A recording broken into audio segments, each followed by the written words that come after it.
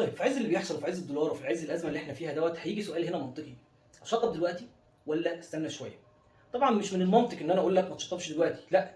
كل الناس هتقول لك الحق شطب دلوقتي، الحق اجري شطب دلوقتي، هات الحاجه دلوقتي النهارده ارخص ارخص. بس انا هنا بقول لك لا، ما تشطبش دلوقتي، استنى.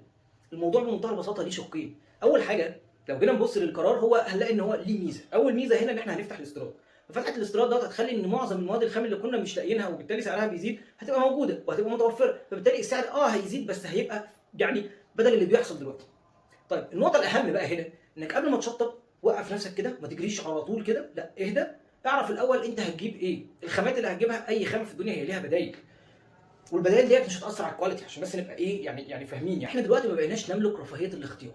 ما بقاش عندك الاختيار اللي هو لا لا لا هات دي وجرب، ولو طلعت وحشه هجيب الثانيه، كده كده 200 300 جنيه فرق. لا، مش هينفع.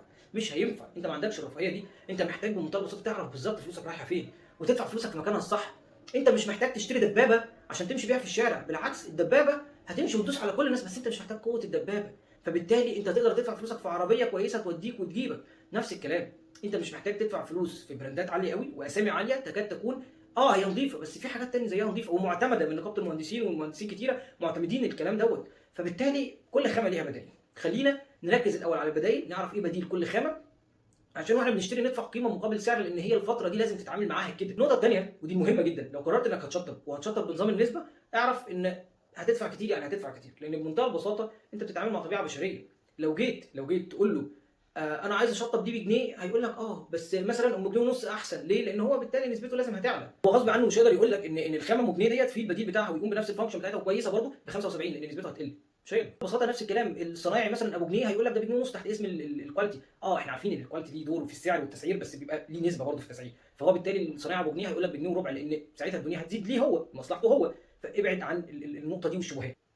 نفس الكلام لو قررت تشطب وقررت تتعامل بمنطلق المتر بقى او سعر المتر والباقات، اعرف بقى ان انت هنا يعني اسوأ بكتير جدا من النسبه. على الاقل النسبه هياخد شغل بالفلوس، لكن المتر دوت انت ما بتاخدش حاجه، انت ما فيش قيمه مقابل سعر، انت ما بتاخدش اي حاجه. انت كده كده المكسب بتاع الشركه او اللي بيشطب دوت هياخده، وفي الاخر انت مش هتاخد حاجه. صدقني مش هتاخد حاجه غير حيطان مدهونه وشكرا، او على حسب انتم متفقين على ايه. وهتلاقي نفسك داخل على حاجه وخارج دافع حاجه ثانيه خالص، وفي الاخر هو فلوسه زي ما هي. فانت ما بتاخدش قيمه مقابل سعر اطلاقا اطلاقا. طيب تشتغل بانهي نظام؟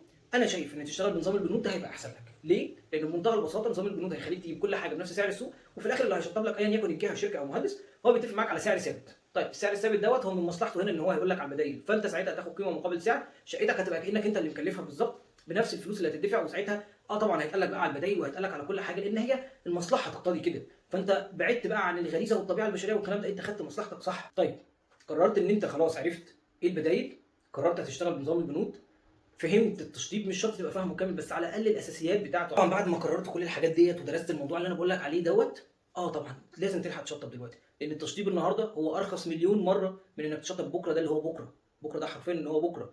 فالحق شطب، بس قبل ما تشطب تبقى عارف انت هتدفع فلوسك ازاي، عشان صدقني احنا دلوقتي ما نملكش رفاهيه الاختيار. عشان ما تبقاش بتدفع فلوس في الارض وتكسب الفلوس اللي انت تدفعها دي. ابتدي ساعتها اشتغل.